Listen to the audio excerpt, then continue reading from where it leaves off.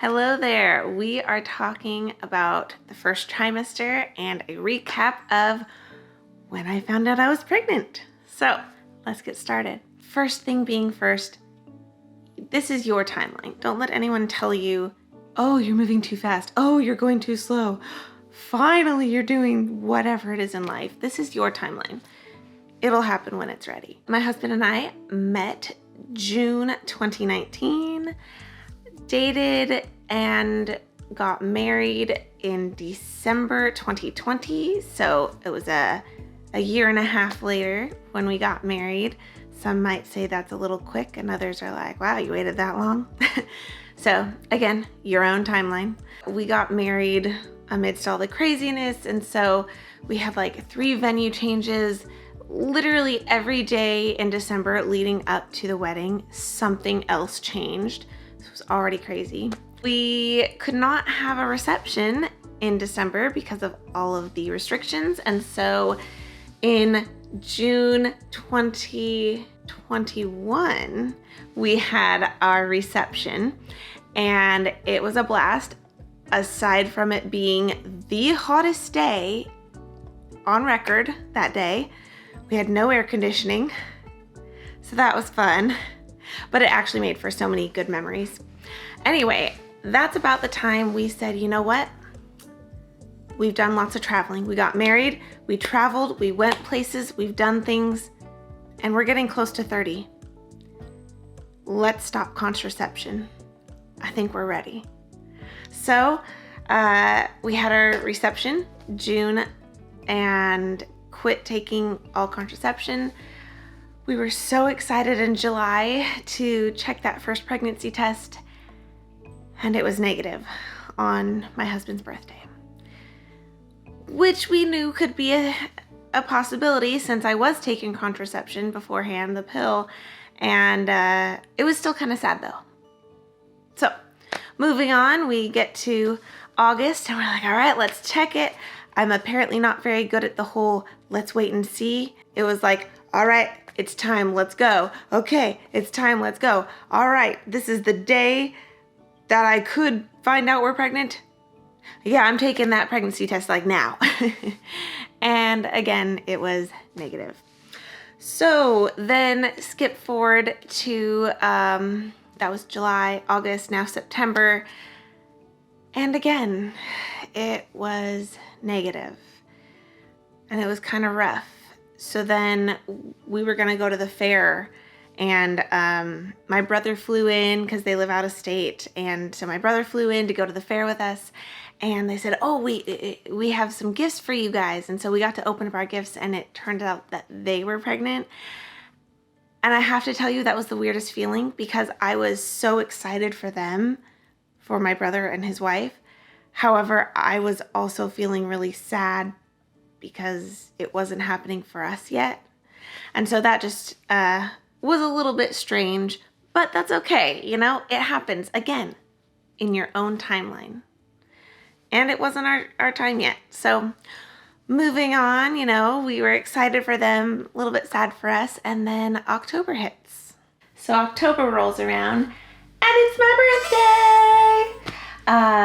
That was super great at the beginning of the month. It was really just low key, hung out.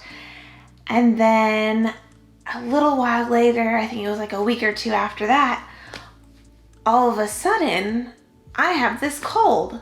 And I was like, you know, I do remember reading that sometimes you can get a cold and get sick randomly when you're getting pregnant. And I was like, ooh, it's been a while since I've gotten a cold. We're trying to get pregnant. Maybe this is it, but I don't want to get my hopes up. So I ended up taking a couple days off of work, which I don't do. I felt bad for my music students. I missed them, but at the same time, I was so tired. All of a sudden, I was just run down. I was exhausted. I had a headache. I needed to take a nap. My husband was like, just take a day off. You'll feel so much better. And I'm so glad I did. Except the next day, I still felt so exhausted and run down. I took a second day. Again, so glad I did. I made it through. It was a Wednesday and Thursday that I took off. I made it to work for Friday, and then I had the weekend to recover some more. And I started feeling better, and the cold started to go away. And then we were going to the pumpkin patch, which was super fun. And it ended up being really sunny. But we had also just signed to move from our apartment to now a rental house. And well, we had a lot to get done in October, and I was not feeling at peak performance. So we went to the pumpkin patch with my parents and my sister. It was super fun. We took pictures, we found our pumpkins. And as we were leaving, I was like, ow, my back. Did I pull something? Maybe I hurt my back again because it's happened before. But I don't know. I don't remember doing anything. Maybe I picked up a pumpkin wrong and it was too heavy for me. So after the pumpkin patch, we all headed back to our apartment to clear out and get out of there. But I was like, there is no way I can lift anything. So my job was to finish putting some stuff in boxes and or hand things to people and or say, that box goes there, take this box down, I'm filling this box, please move it into this room. So my role was minimal, but everyone was really gracious and so awesome because I had hurt my back. We moved into our new rental house, and the following week we still had that week to finish cleaning the apartment before we fully checked out and moved out. And there was a day after work, my husband and I, we'd go up to the apartment to clean after work. And I remember getting out there and feeling all of a sudden so nauseous.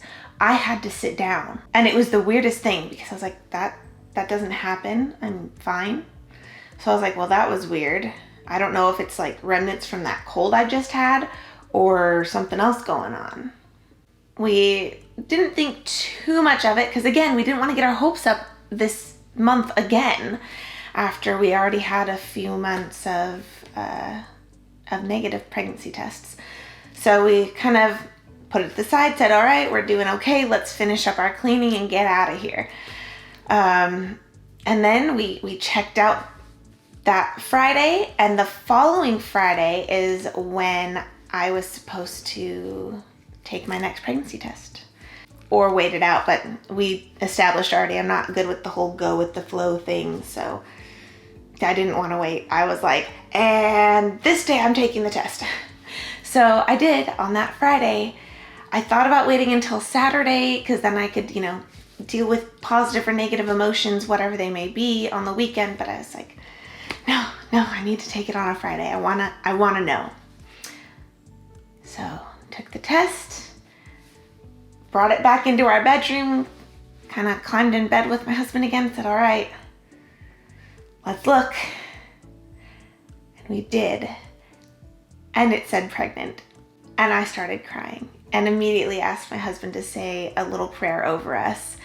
And it was the scariest, coolest, weirdest feeling of all the emotions at the same time for us. And we both had a couple tears in our eyes as we finished getting ready for work and said goodbye. And I was just amazed. And then the rest of that day, it was really hard to pay attention because I was gonna have a baby. I was creating life inside of me. That was amazing. That's a superpower that we have as women. And it was finally my turn. Like I've always wanted to be a mom, always. And all of a sudden, it's happening. Well, we couldn't wait to tell people very long. I know some people wait until the 13th week, or they wait until the end of the first trimester to be sure that everything has stuck and that you're pregnant and you're not going to lose it. There's no complications. However, my husband and I figure, you know what? Whatever's meant to be is going to happen. And I would rather have a network of people around me who know what's happening to support me if something does go wrong. And that's not for everybody, and that's okay. Again, you do you. This is what we decided. And so we called his parents who live abroad and told them, and they were so excited. We ended up taking pictures wearing our pumpkin shirts that we tie-dyed with my parents and my sister. And I said, oh, we didn't get to take pictures in them. Let's go do that. And we took pictures. And so on Halloween, we had my parents and my sister over and we showed them the pictures that we had all taken. Plus a few that we added at the end that told them that we were pregnant. And they were excited.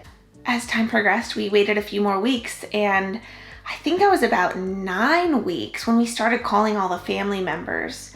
And something that really stood out for me is how much that meant to them. That we personally called them to tell them, hey, guess what? We have some news and we would love to share it with you. And that was the feedback I heard back from a lot of them, is that, wow, you called us specifically to tell us to have this conversation. Thank you so much. That is really cool that you did that. And so that was something that stuck with me. I think that meant a lot to them, that we personally called. We didn't just send them an invite or post it on Facebook for them to see. Now, of course, later on we did post. It was about 10 weeks when I posted online. And again, that's still pretty early. Most people wait. But again, we decided that was what was right for our little family that was growing. I was so happy and excited to not be nauseous at first, and then the 6-week mark hit. Yeah, that didn't last long. I turned 6 weeks on a Friday, and the next day on Saturday, I tried so hard not to get sick, and I felt like I failed because I was like, I'm going to beat this. It's not going to happen. But I did. I got sick. And you know what? It's okay. And we made it through and everything's fine.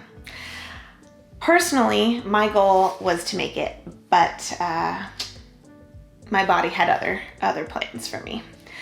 So luckily, I only got sick every other week. So it was every even week for me, all throughout the first trimester. And for some reason, it happened to be a Saturday, and then the next time it was a Sunday, and then a Monday, and then a Tuesday.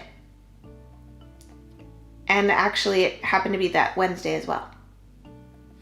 But anyway, yeah, so that was fun. But yeah, I was so excited to beat that, and I didn't. And my husband was the sweetest and reminded me over and over again, you know that's okay, and you cannot set unrealistic expectations for yourself.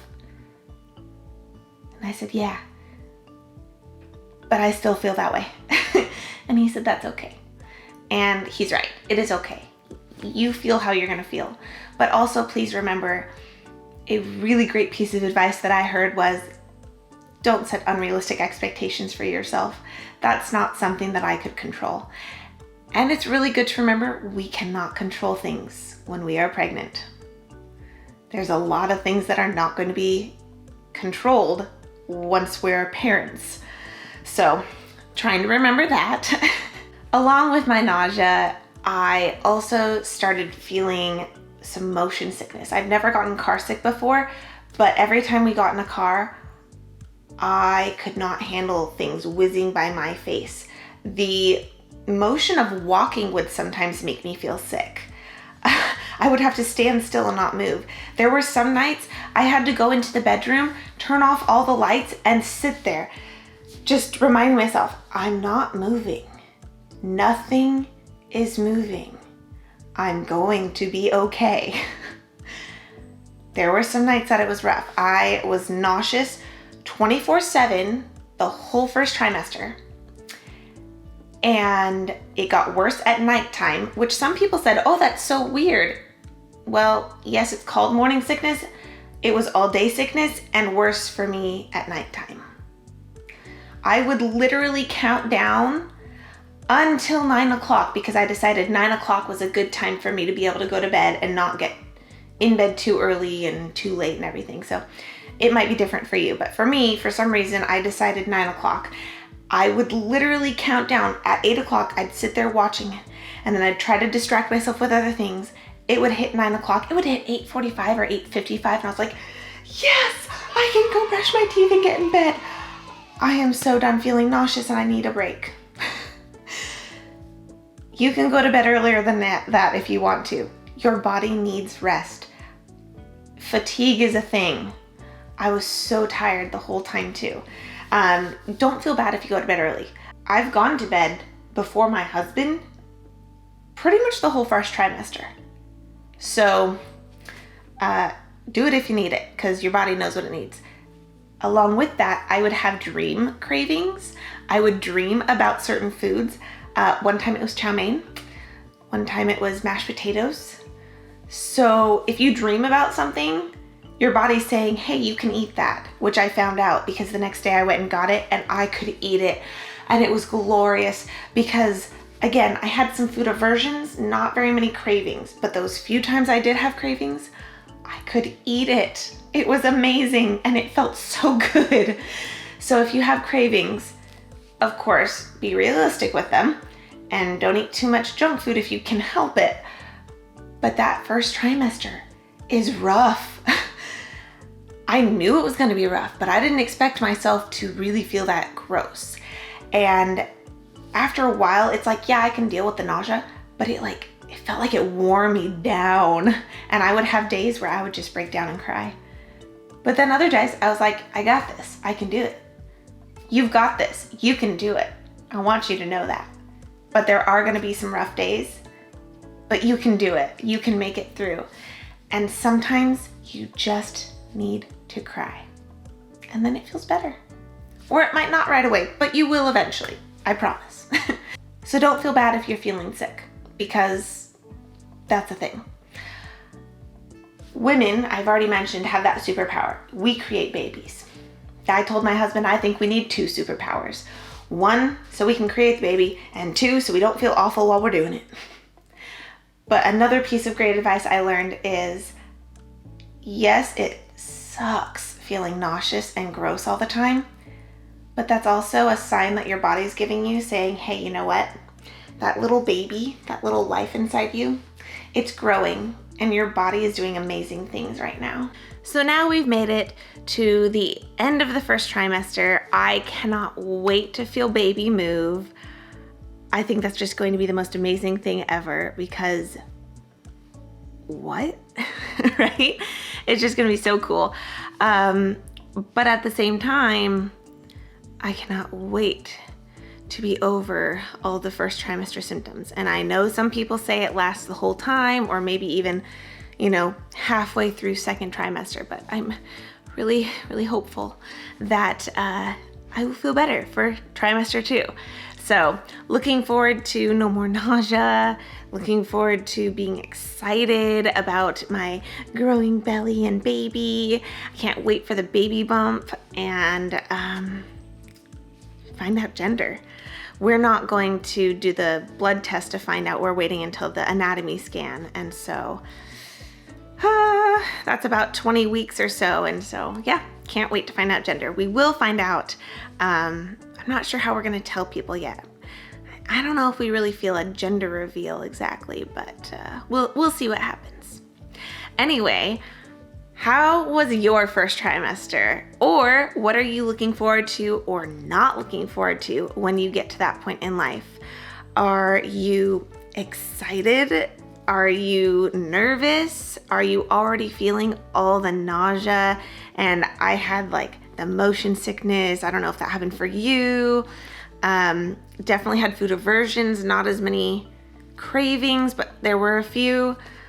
Yeah, tell me in the comments, what was your experience with trimester 1? I cannot wait to connect with all of you.